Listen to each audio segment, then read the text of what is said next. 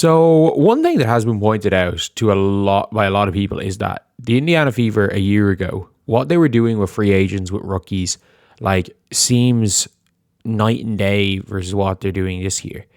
And I want to talk a little bit about that here. And it's one of these things where someone said no DB fiasco got them spooked when they didn't even bring out the private chef for Mo Billings. So if you guys don't know, last year during the whole DeWanna Bonner situation, when she signed immediately, they brought her into the facility. They showed her everything. You know, oh yeah, we've got a private chef. We're doing this, and this for players, and bring them through the whole situation, basically a private tour. And when it comes to Mo Billings, yeah, that didn't happen. In the rookies this year, the one thing that I really noticed with the rookies is that the rookies rock up. And whatever about welcome rookies, they couldn't have even brought them all in individually. It was just welcome rookies. And by the way, this wasn't even the day they came. Passat and Timmins were there already. And by the way, Raven Johnson is tiny. Oh my God. But this here is the one thing that I find. This is the one thing that I find really, really not even concerning, because it doesn't really, the marketing stuff doesn't matter. Like at the end of the day, the only thing that matters is what they do on the court. I think we can all be in agreement with that. Like, what matters is what happens on the court. But if you look everywhere here, now you know.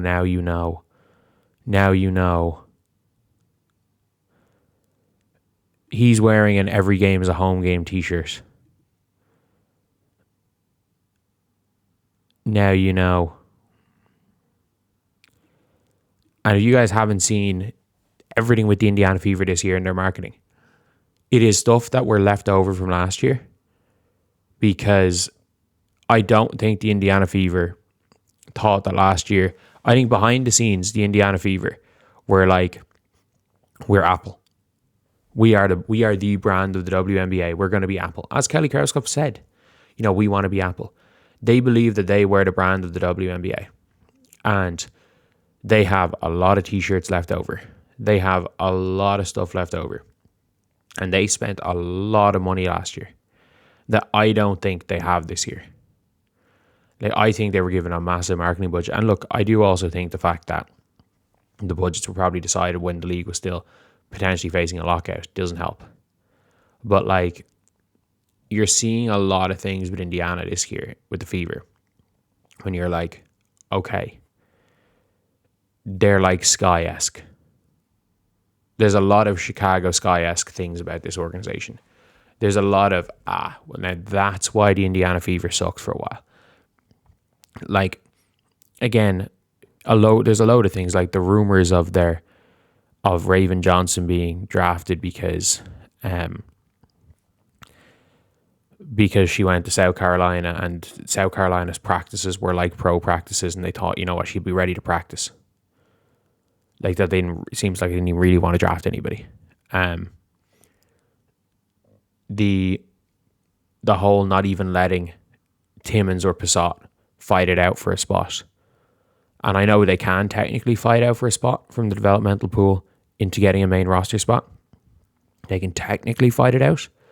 But like, you've already told 12 players that they're on the team. And when it comes to Justine Passat, you've already publicly said she's not making the team. So I'm like, I don't like that from the Fever. And then there's a lot of things where you're looking at it and it's like, last season was clearly a blip. Very traumatic. She did a number on us. I've not tweeted about excitement since trauma. Didn't even bring out the standard is gone. And that's the thing where you're looking at Mo Billings. She's brought in, basically, this is 2024 all over again. It's literally like last year. The Indiana Fever. I don't know, maybe they thought because they had the viewership.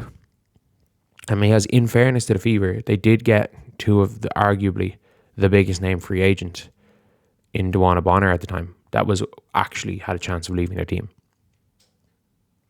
So I don't, when it all comes down to it, like, I think they thought last year, you know what, we're going to win the title. or this is us. We have just inherited one of the best organization.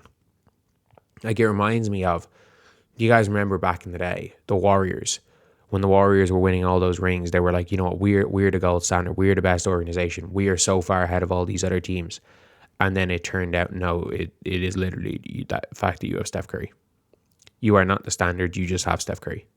And that kind of reminds me of this, where it was like last year, it was all about them being the standard, this and that. And it's like, well, you are the 6th most attractive free agency destination in a league of 15 teams, where one of those teams, or where 2 of those teams are getting stars to come on minimum contracts.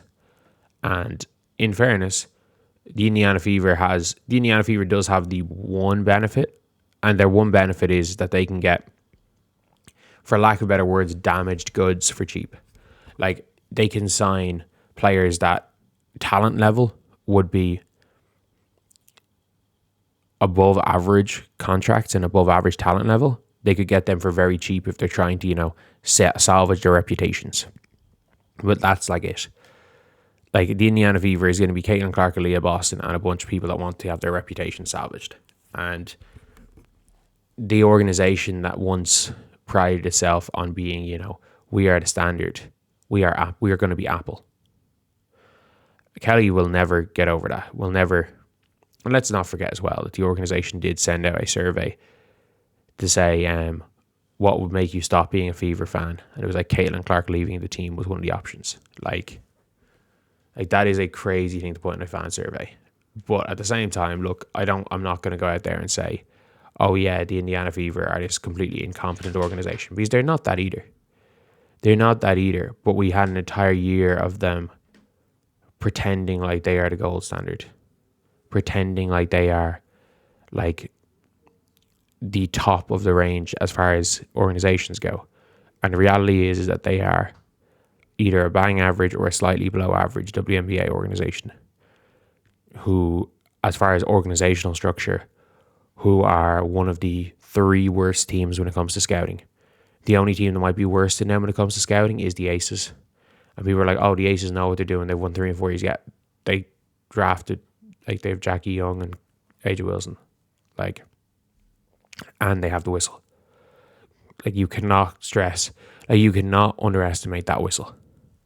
They have the whistle, they have the best player in the world, and they have one of the 2 to 3 best guards in the world.